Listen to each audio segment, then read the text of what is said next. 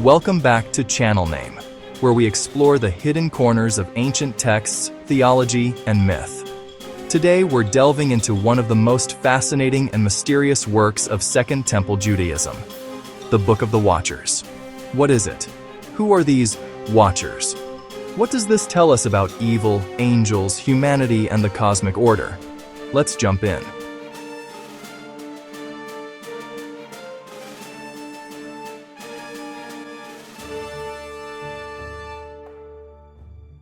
The Book of the Watchers is the first major section of Enoch, roughly chapters 136. It is often called simply the Book of the Watchers. It dates from around 250–200 BCE at the earliest, though some scholars place parts later. In this text, a figure named Enoch, descendant of Adam and father of Methuselah, receives visions of heaven, earth, the cosmic order, and a dramatic account of angels who fell or rebelled by taking human wives, producing giants, and teaching forbidden knowledge. Although one Enoch is not part of the canonical Hebrew Bible in most Jewish and Christian traditions, it was highly influential in sectarian Judaism, for instance at Qumran, and early Christianity. Portions of it appear among the Dead Sea Scrolls. So what follows is an overview of the key plot, characters, theology, and significance of the Book of the Watchers, and then a look at why it matters today. To understand the Book of the Watchers, it helps to grasp how it sees the world. There's heaven, the throne of the Holy One, the spiritual realm, and there's the earth, humanity, nature, time. In the very opening, Enoch describes himself as a righteous man whose eyes were opened by God, who saw the vision of the Holy One and of heaven. He states, "Not for this generation do I expound, but for a generation far distant." This gives the sense that the text is apocalyptic, describing events far beyond the immediate present. Then we enter into the story of the Watchers.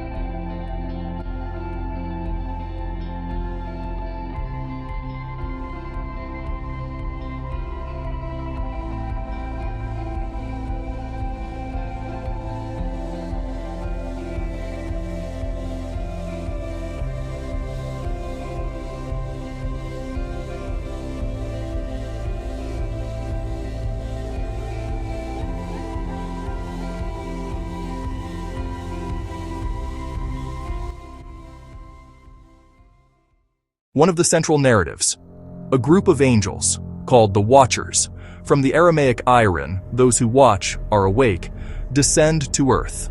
The text identifies a time in the days of Jared, Genesis 5:18, when the sons of men multiplied, their daughters born, and the Watchers saw them and desired them. Here's how the Book of the Watchers describes it. "And when the sons of men had multiplied in those days, beautiful and comely daughters were born to them.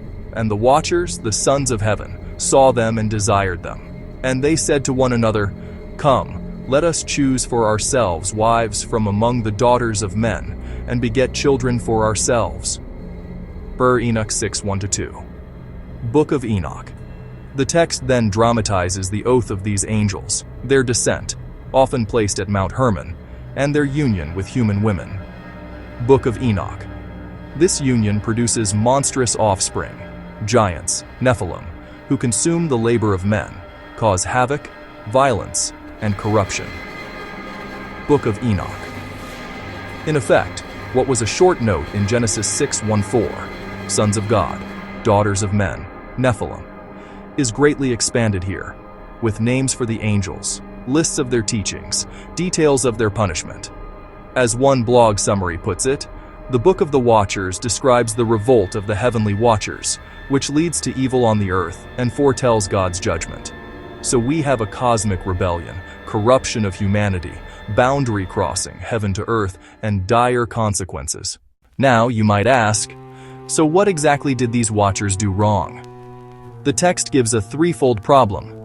their descent, their unions with human women, but also their imparting of forbidden knowledge. In the Book of the Watchers, we read that the angels taught humans things like metallurgy, weapon making, cosmetics, root cutting, charms, astrology, and other arts. For example, the angel Azazel, one of the leaders, is said to have taught men to make swords, knives, shields, breastplates, the working of metals, bracelets, ornaments, antimony, eye makeup, costly stones, and the use of tinctures. Why is that a problem? In the worldview of the first Enoch, these teachings are part of the corruption of humanity.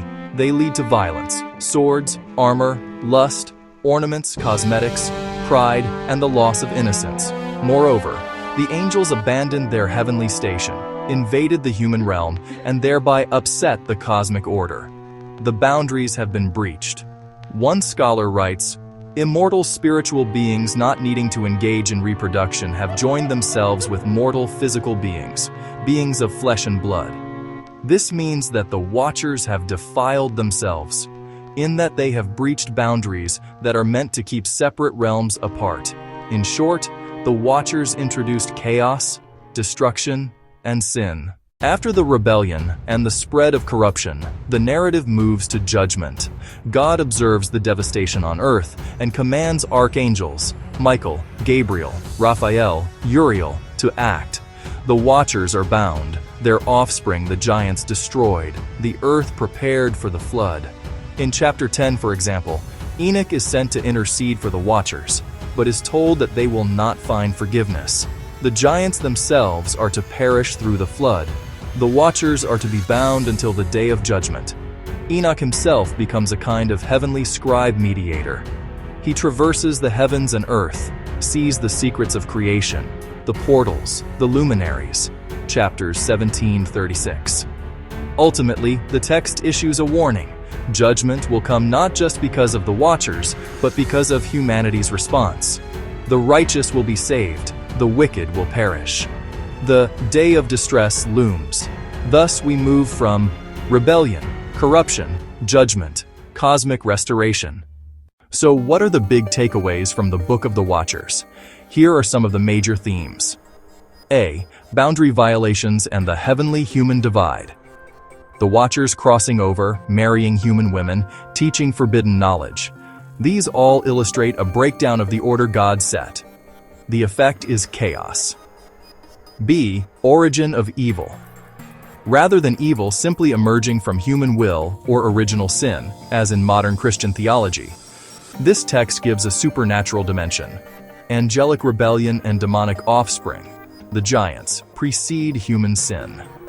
As one article states, if one were to ask a modern Christian, why is the world and all humanity so thoroughly wicked?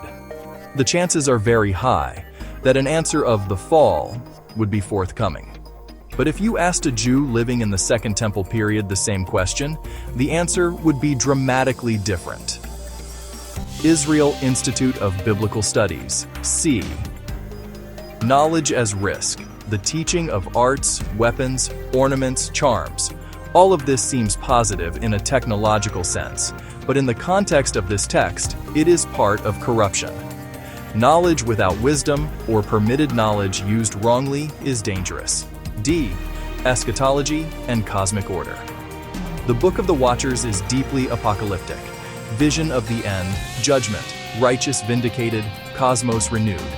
The heavenly host, the Watchers trembling, mountains melting like wax. E. Mediator figure and heavenly vision. Enoch is a mediator, bridging heaven and earth, revealing the mysteries. This anticipates other mediators in later Jewish and Christian traditions. Even though the Book of the Watchers is not part of the canonical Hebrew Bible in most traditions, it had wide influence. Portions were found among the Dead Sea Scrolls, indicating its use in Jewish circles. In early Christianity, the figure of Enoch appears in the New Testament, Jude 1:14-15. The themes of heavenly rebellion, fallen angels, and cosmic judgment resonate in Christian theology and art.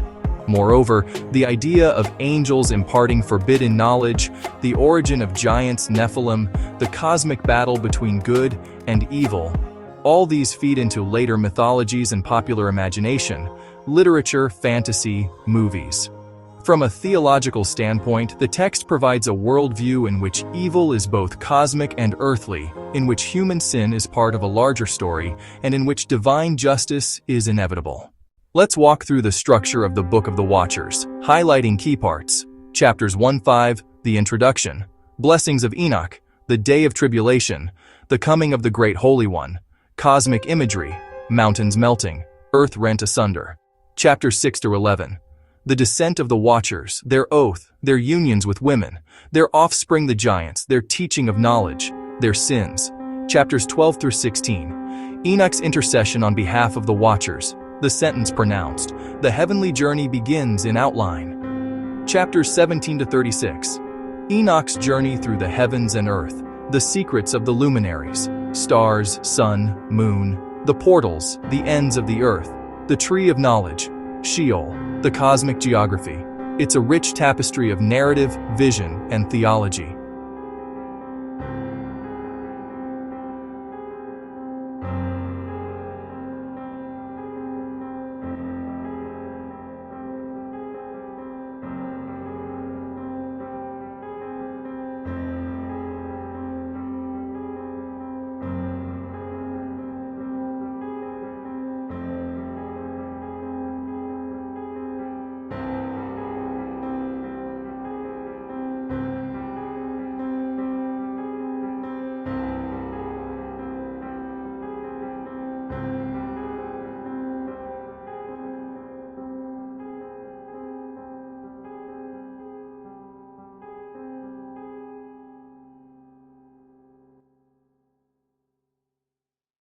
Of course, there are questions and debates around the Book of the Watchers.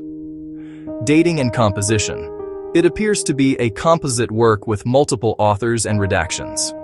Canonical status. Why was it excluded from most Jewish and Christian canons? Was it considered too speculative, too apocalyptic, too angel-heavy? The nature of the Watchers. Are they angels, divine beings, demons? The text treats them as angels, but later traditions interpret them as demons. Ethical implications. The idea of angels having physical unions with women pushes boundaries.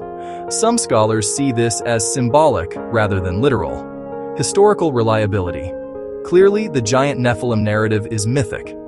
That doesn't mean the theology is irrelevant, but it raises questions about how to read the text. Literal, allegorical, or something in between.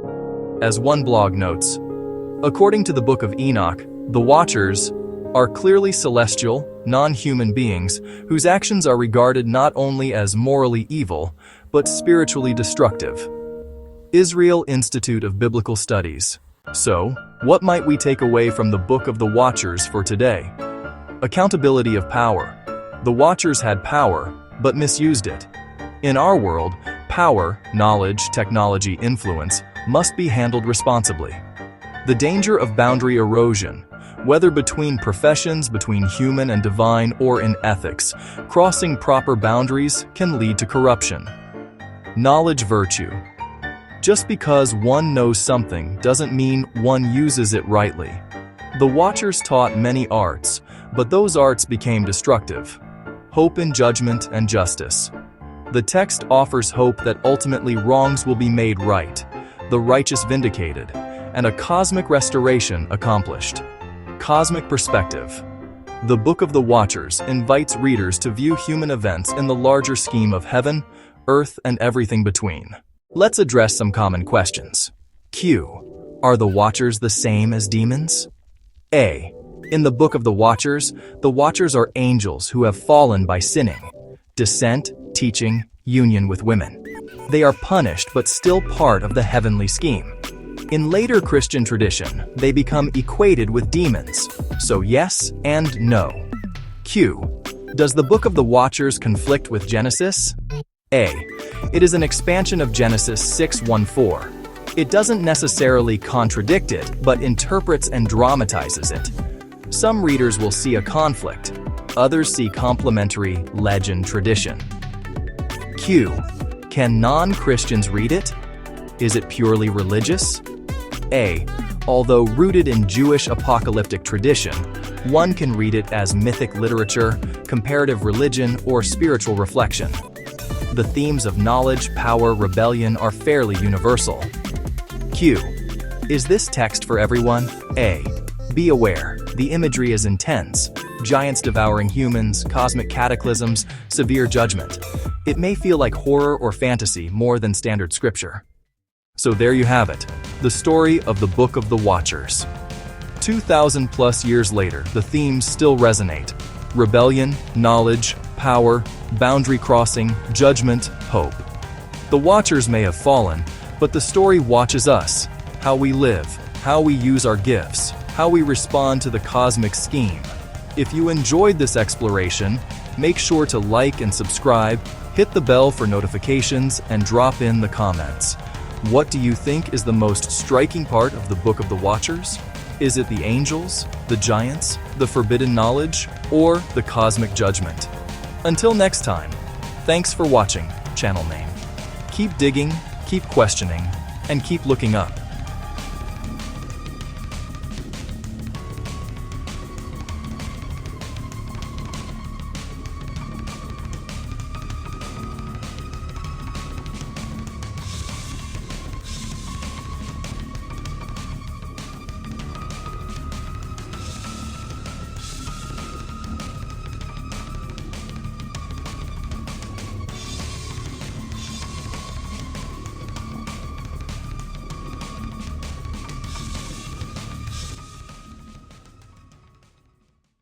The Book of the Watchers describes the revolt of the heavenly watchers, which leads to evil on the earth and foretells God's judgment. The Watchers still watch.